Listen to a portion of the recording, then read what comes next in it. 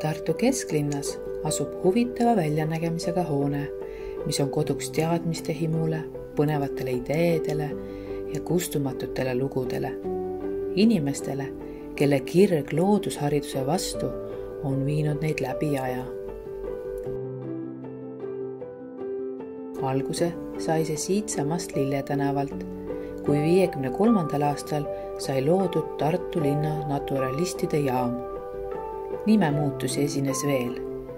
68. aastal Tartu noorte loodussõprade maja, 80. Tartu noorte loodusmaja, aga sisult kõik õitses ja kasvas edasi, nii et oli vaja kolida. Kas siis Tähe tänavale või Teaduspargi majja, jõuti ka Kompani tänavale ning siis tõi tee tagasi Lille tänavale, päris oma majja. Mulle meeldib loodusmaja kohta kõige rohkem see loodus. Kui selles poleks üldsegi loodust, siis see poleks isegi loodusmaja. Põhimõtteliselt mulle meeldivad loomad ja need taimed, mis siin kasvavad. Ma võin ka siin isegi õppida, kuidas kasvatada enda avokaadot suuremaks. Põhimõtteliselt meeldib mul ka selle välimus, nagu isegi see tagaaed. 2002. aasta oli Eesti loodusmajade jaoks suurte muutuste aasta. Algas võitlus ka Tartu noorte loodusmaja ellujäämise eest, sest linnavalitsus oli teada andnud, et nemad ei soovi looduse huvikooli mingil põhjusel enam edasi pidada.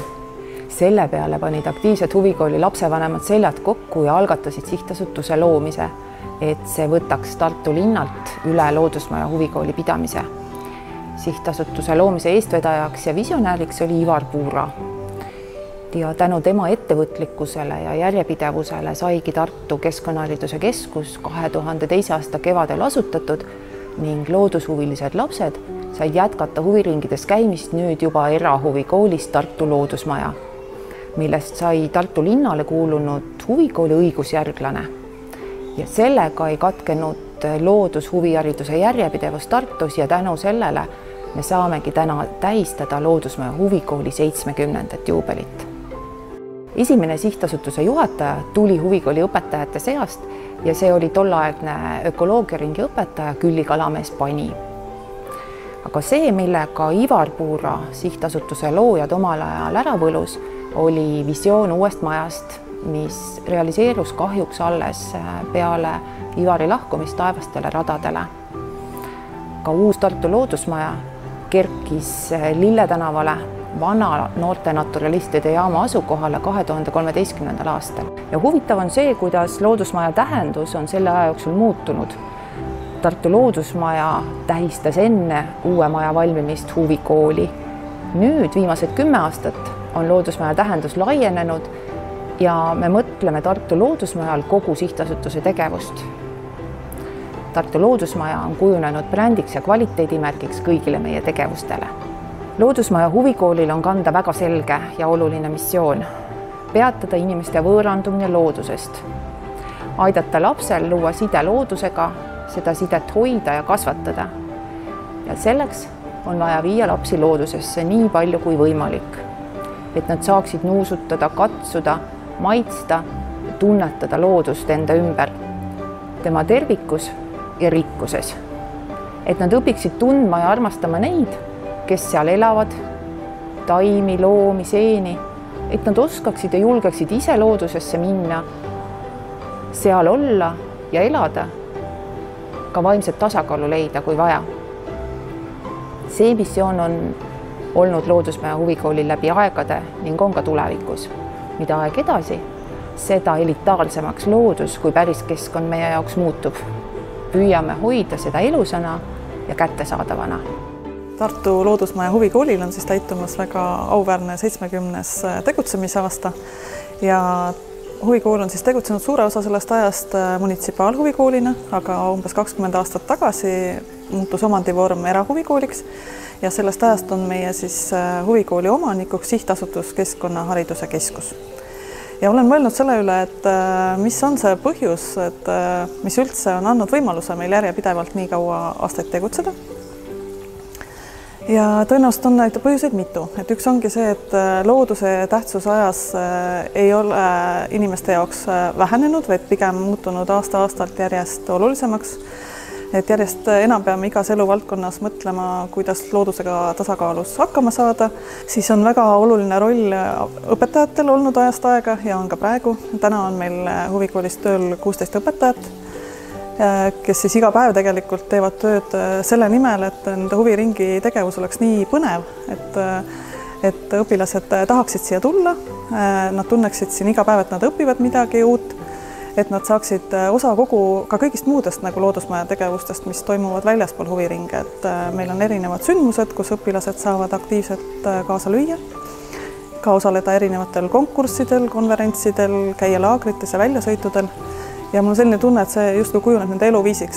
Ja õpilaste puhul tuleb ette tihti seda, et samast perest käivad meie ringides mitu last ja on ka tihti selline lugu, et on ringides käinud nende vanemad või vanavanemad, et minu meelest me oleme hea näide sellest, kuidas üks huvikool on hästi nagu põlvkondade ülene.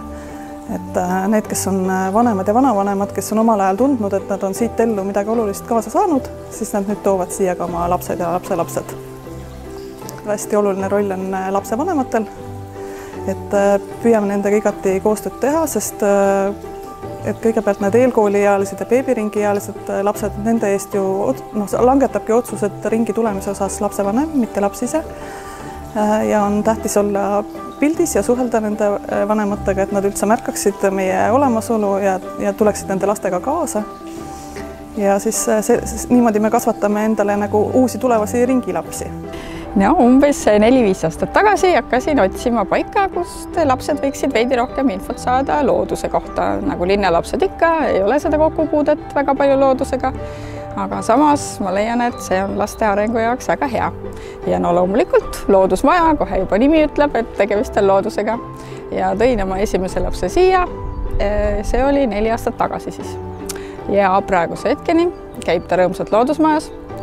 Ja loomulikult aasta hiljem meelitas ta siia ka oma õe, sellepärast, et ta rääkis kodus nii ägedaid asju sellest loodusmajast ja siis tuli ka õde siia ja siia tema jäi. Nii et üks mu lastest on käinud loodusmajas peaaegu 4 aastat ja teine lastest 3 aastat. Ja kui nende käest küsisin, et miks te ei taha siit ära minna ja loobuda sellest loodusmajast, siin on nii toredad õpetajad, loodusmajast leiab nii lahedaid sõpru ja üldse kõik on nii äge siin, et me oleme nõus muudest ringidest ära minema ja midagi vahetama, aga loodusmajast me ära ei lähe.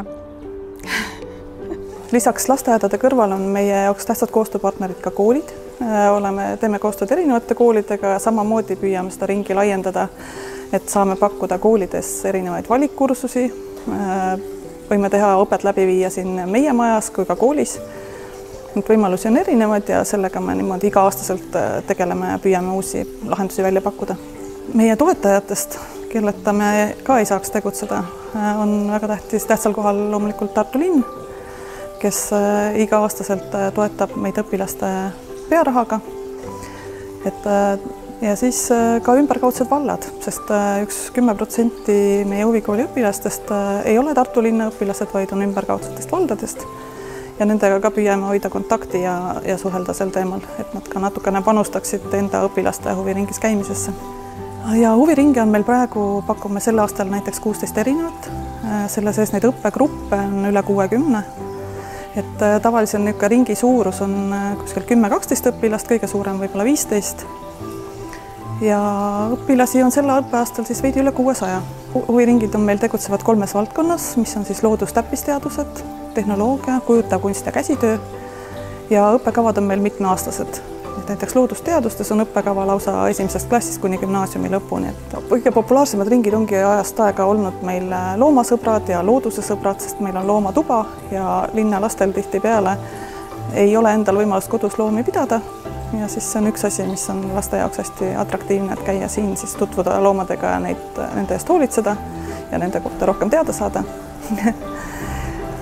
Ja huvikoolina me ei ole oma tegevustes, ei tegutse üksi, vaid oleme ka mitmete võrgustike liige, näiteks kuulume programmi Roheline kool ja oleme ka UNESCO Ühendkoolide Läänemere projekti võrgustiku liige.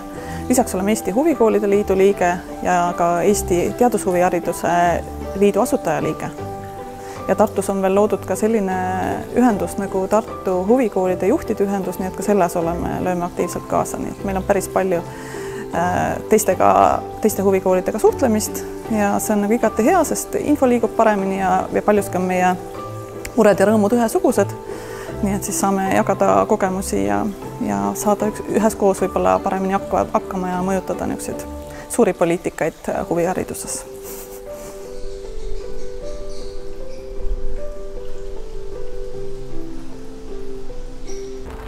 Töötan Eesti Maaülikooli loodusteaduste koolis, kus gümnaasiumi õpilased ja põhikoolide lõpuklasside õpilased käivad tegemas väikesi uurimistöid metsadest, põldudest, järvedest. Tänapäeval võib üksinda toas istudes justkui arvuti abil rännata kõige raskemal matkarajal, drooni pilgu abil hõljuda kõige kaunima rabalauka kohal ja häpiga ära määrata linnulaule, tähtkujusid taevas ja küllap ka varsti kortslehti ja kurekelli, aga see ei varjuta või peida täiesti seda inimeses eneses peituvat soovi oma varbaga astuda rohu peale ja oma nina panna toominga õite sisse, ise avastada. Ja loodusmaja on selleks asendamatu koht, kust algust teha ja siin leidub ka mõttekaaslasi. Koos on tore avastada ja loodusmajas on ka juhendajad, õpetajad, kes avavad uksi selle sügavama tunnetuse juurde, et inimene mitte ei ole ise kõige tähtsam olend siin maamunal, vaid üks teiste hulgas ja ei ole suurt vahet meil ja näiteks rasvatihastel. Minu teekond Tartu loodusmajas algas 6. klassis, kui ma liitusin Aire Orula juhendatava ornitoloogiaringiga. Ja loodusmajaga liitumist soovitas mulle peretuttav ning linnuring tundus selles mõttes huvipakkuv, et ma olin väiksena hästi palju sirvinud seda Eerik Kumari lindude välimäärajat ja mulle see linnuvärk meeldis. Ning ornitoloogiaringist ma leidsin endale mõttekaaslased, kes on minu elus siiamaani 10 aastat hiljem väga tähtsal kohal. Ning nad on küll tagantjärele nentinud, et ma olin alguses päris tüütu sihuke targutaja, et küllap see linnuteema siis oli minu jaoks lihtsalt nii elevust tekitav. Aga me siiamaani meenutame päris sageli, kuidas ei saanud Airele kunagi rahu antud, et me kiusasime teda ikka sellega, et mängisime kogu aeg kaarte ja loopisime neid ringi, et see nagu ei lakanud hetkekski. Ning loomulikult on meelde jäänud laagrid, neist kõige rohkem on mu elu mõjutanud linnurõngastuslaager Vaibla linnujaamas, et seal ma tutvusin lindude rõngastamisega, mis mulle väga meeldis ning aasta-aastalt siis pikenes see aeg, mis ma veetsin Vaibla linnujaamas ning viis välja selleni, et mul on rõngastusluba ja ma olin Vaibla linnujaama MTÜ loomise juures ning nüüd me noortega koos korraldame laagreid lastele, kes siis saaksid kogeda seda, mida mina sain ja võib-olla oma elu sellega kirkamaks teha. Et 10. klassi lõpus juhtus selline asi, et Aire ütles meile, et tal ei ole meile enam midagi õpetada ja linnuringi vanem seltskond lakkas koos käimast iganädalaselt, aga selle asenduseks me lõime endale siis niisuguse asja nagu saunaringi, mis siiamaani kohtub päris regulaarselt, et teeme saunasid.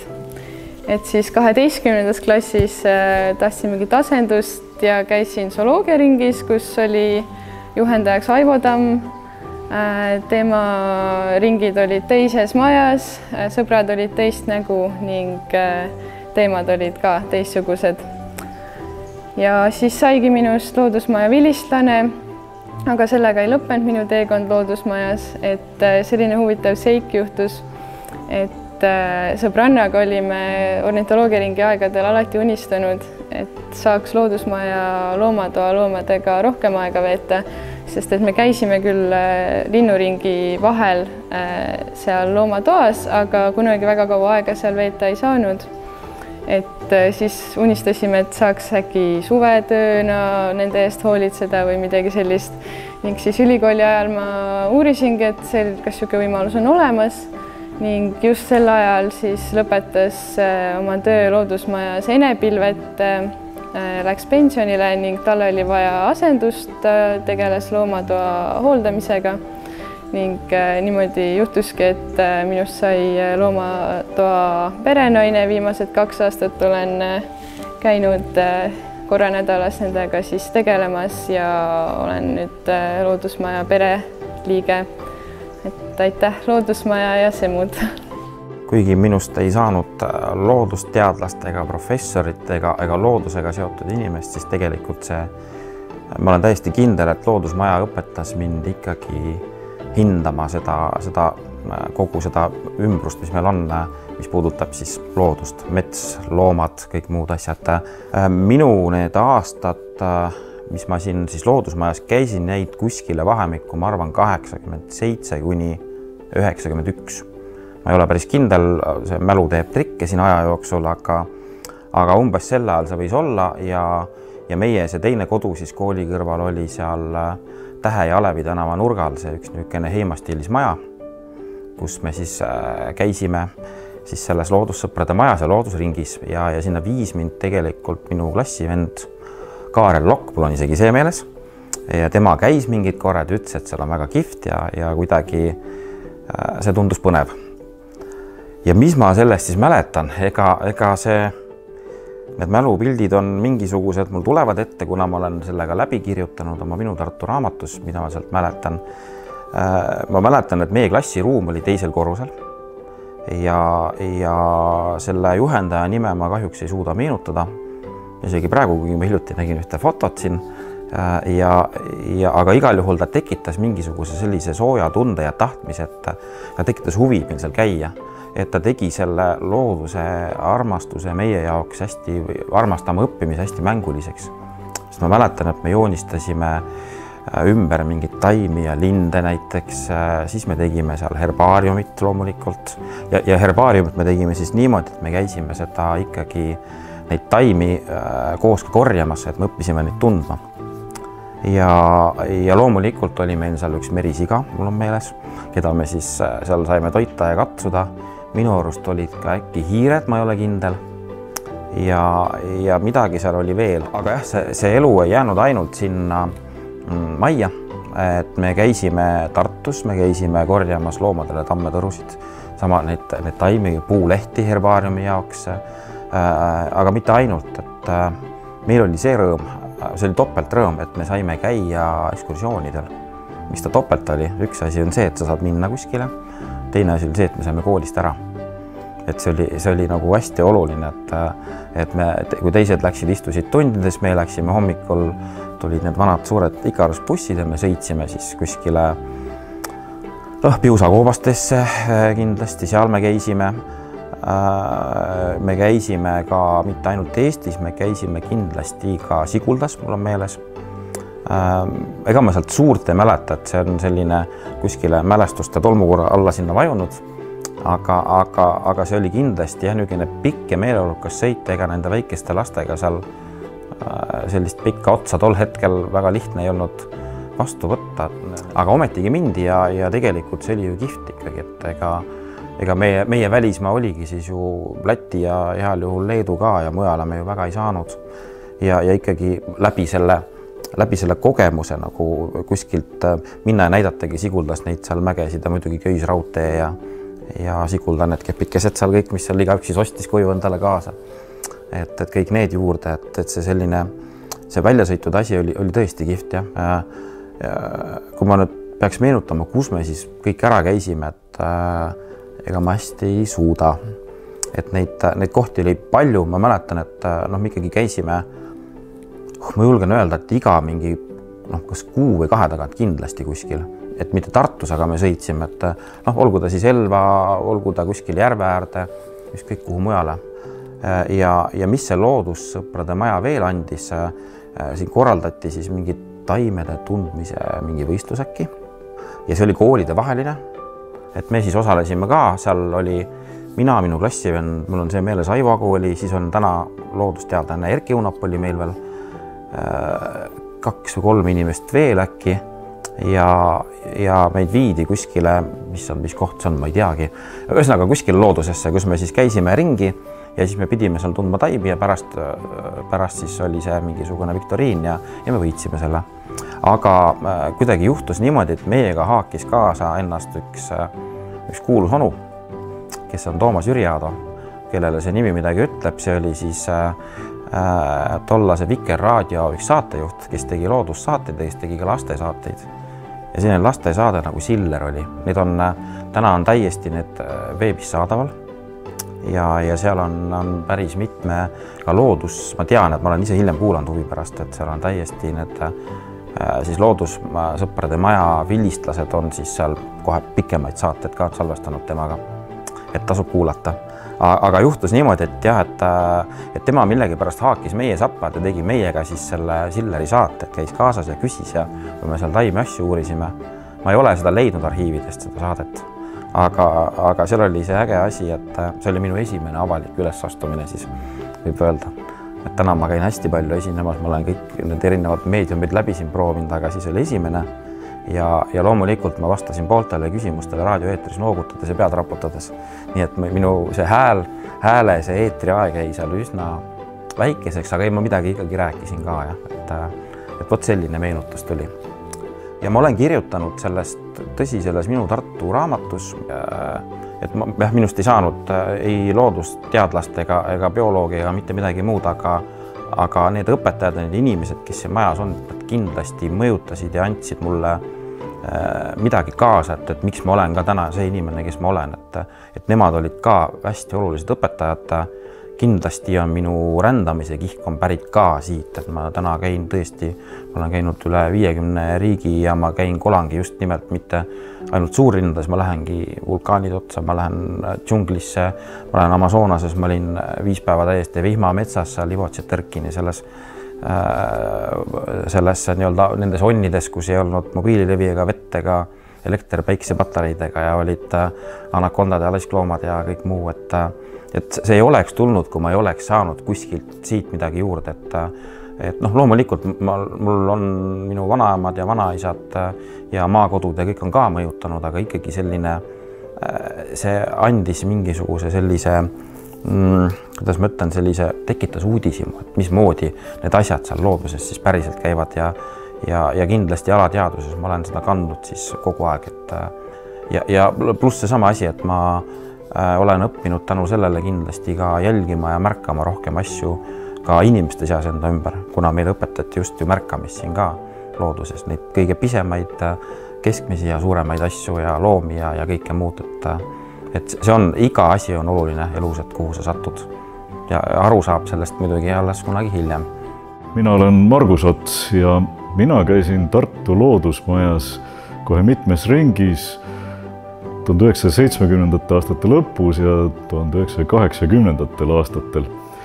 Kõigepealt algatuseks algkoolis lühikest aega botaanikaringis, seejärel põhikooli ajal mitu aastat entomoloogiaringis ja keskkooli ajal siis ornitoloogiaringis. Ja kõige eredamalt muidugi on meelde jäänud kõik retked erinevatesse kohtadesse üle Eesti. Küll käisime Sookurgi loendamas sügiseti Matsalus ja ka näiteks Meenikunna rabas. Külastasime Puhtu ornitoloogiajaama ja ka sügisel Kabli linnujaama.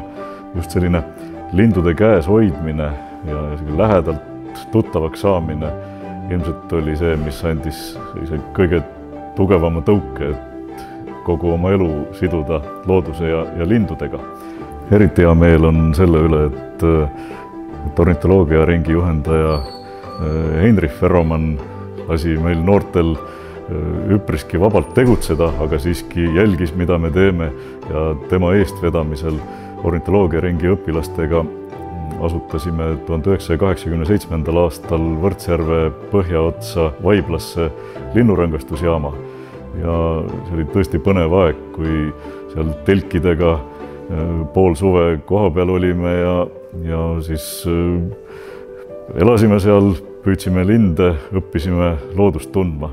Need olid tõesti väga põnevad ajad ja minul on väga hea meel ka selle üle, et see linnujaam tegutseb tänase päevani ja nüüd on juba mitu põlvkonda noori linnuhuvilisi sealt läbi käinud ja uus põlvkond nüüd veab seda linnujaama ja järjest rohkem huvilisi käib seal tutvumas. Suur osa meie seltskonnast käib ikka siiamaani läbi ja kogu see just Vaibla linnujaama seltskond on tänase päevani suured sõbrad ja käime ikka kogu aeg koos, küll rõngastamas ja ka linde vaatlemas. Loodusmajas on põnevad see, et siin saab uusi asju teada, siin saab meisterdada ja siin on hästi ägedad ja lõbusad õpetajad. Mind üllatas, et mul on hästi palju eelmisi vanu õpetajaid siin ja siis kui ma olin nende tundides, siis tegelikult ma olin loodusmajas ja ma ei teadnud seda, et ma olen loodusmajas ja nüüd ma teadsin, et oih, see oli loodusmaja, kus ma olin. Et loodusmajas on hästi kodune olla, sest kui ma kasvasin, siis mul olid ümber inimesed, kes olid siis ühest otsast kas loodusteadlased, õppisid bioloogiat või olid loodusainete õpetajad ja kui ma loodusmajja tulin ja kapi ukse lahti tegin, siis vaatasid samad asjad vastu, mis lapsepõlve kodus siis ka kapi nurgast näha võis. Mind üllatab loodusmaja juures just see, kui keskkonnateadlikud on siinsed töötajad ja samuti mul on kogu aeg nii hea meel tulla siia tööle, sest kõik naeratavad kogu aeg vastu ja tekitavad siukse väga hea tunde. Mul on väga meeldib, väga sõbralik kollektiiv. Kogu see talveaed on minu arust selline essents sellest majast, et see just siin on kõik nii lopsakas ja seda on nii palju ja see on nii nagu äge. Ja nüüd ma sain ise siia majja tulla, see oligi üllatus tegelikult. Et kuidagi niimoodi juhtus, et järsku ma olen ise ka sellest majast saan osa. Mul on siin ju kahte sorti ringe, puutöö ja tehnika ja taaskasutust. Mõlemid on asjad, mis mul on ju lapsest saadik meeldinud. Lapsest saadik olen teinud igasugu puuasju. Ma ei tea, ma olin vist 5 aastane, kui isa mulle noa kinkis ja ma sellega näppu lõikasin. Aga tehnikaga on selline lugu, et ma ju olen ka lapsest saadik armastanud vaadata asjadele sisse. Kõik oma mänguasjad võtsin laiali. Pärast õppisin neid kokku ka panema. Proovin seda nüüd oma õpilastele ka õpetada. Et kui ma siia tööle tulin, siis tegelikult ma olin loodusmajas käinud juba miljoneid kordi. Ma ei teadnud seda ja ma ei teadnud ka seda, et üldse loodusmaja Tartus olemas on, kuigi ma olen terve elu Tartus elanud ja loodusega tegelenud. Et jah, see tuleb üllatusena ka tegelikult õpilastele. Kõigepealt, kui ma tulin loomasõbra ringi õpetajaks või zooloogia ringi õpetajaks, siis mind üllatas see, et ma arvasin, et nendel lastel ei ole kodus loomi. Aga enamusel oli kodus juba niisugune miniloomaed või midagi igal juhul oli. Et need ei olnud need loomadeta lapsed, kes tulid. Neil oli juba kodus loomi ja nad tahtsid veel. Aga niisugune uue maja üllatus on see, et selliseid nagu perede üritusi korraldades hästi palju tulevad isad lastega kaasa ja see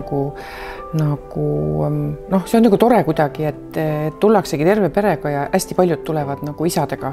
Et see on päris äge. Minule meeldib väga loodusmaja keskkond ja inimesed, kes siin käivad ja töötavad. Ma teen nende väikeste huviringi ja ma räägin neile loodusest ja ma kogu aeg mõtlen, et tegelikult nad ei tea või et neile ei jää meelde, et see on nagu taust või see on ju. Ja siis mind aeg-ajalt üllatab ikkagi see, et ma saan seda tagasisidet, et neile jääbki päriselt meelde, et nad räägivad vanematele, mis nad on seal ringist kuulnud, sest mul on isiklikult see tunne kogu aeg, et ma pean ainult mingit monoloogi seal tunnis.